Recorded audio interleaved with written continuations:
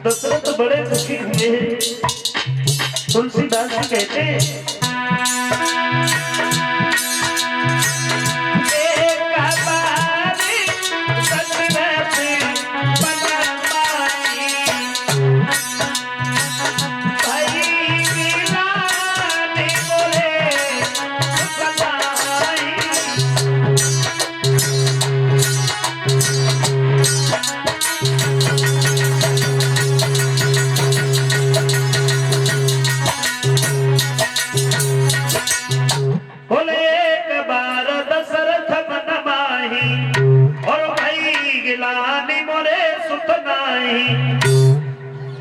एक बार महाराज दशरथ बड़े दुखी हुए क्योंकि घर में कोई संतान नहीं थी। और वैसे दुख रोजाना होना चाहिए था लेकिन एक ही बार काहे हुआ।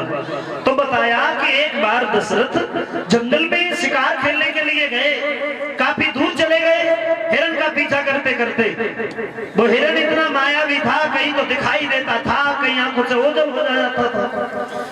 और जब काफी दूर पहुंच गए तो वो हिरण खड़ा हो गया और जवाब दिया, दशरथ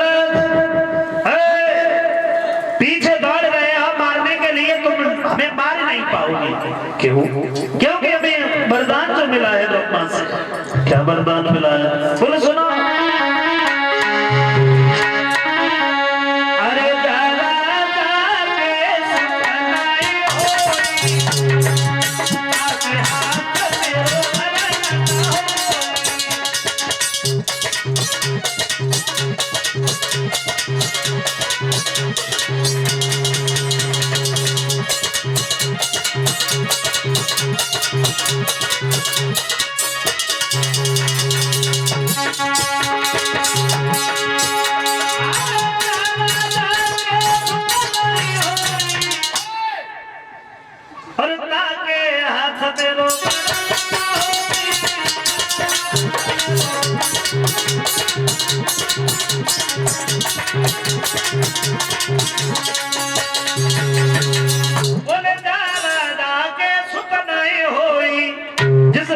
घर में कोई संतान नहीं है उसके द्वारा हमारा वध नहीं हो सकता।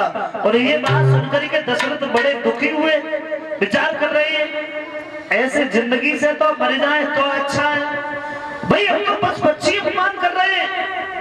और दशरथ दुखी होने के बाद लौट आए गुरु विश्वामित्र के, गुरु वशिष्ठ के पास में गए। और जैसे ही वशिष्ठ ने देखा है तो जवाब दिया, आइए दशरथ तुम दुखी हो, क्या हो गया?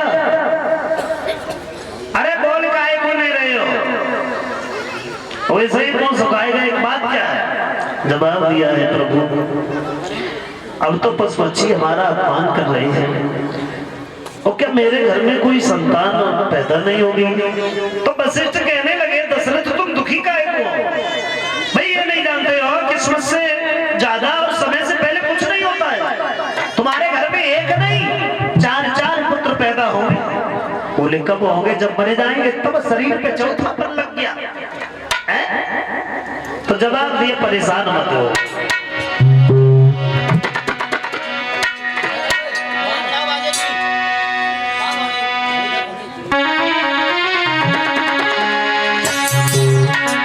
अरे चलने वाली है बंसदेवी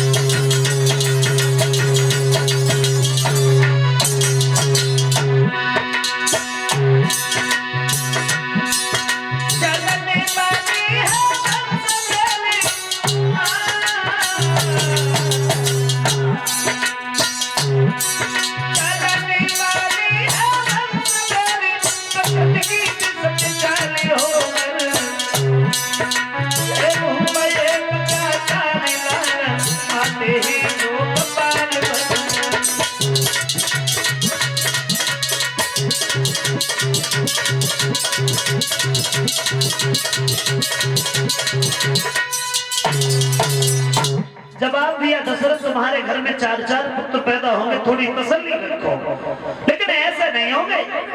फिर कैसे होंगे?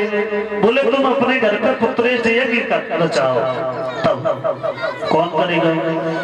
इसके लिए श्रृंगी ऋषि को बुलवाओ।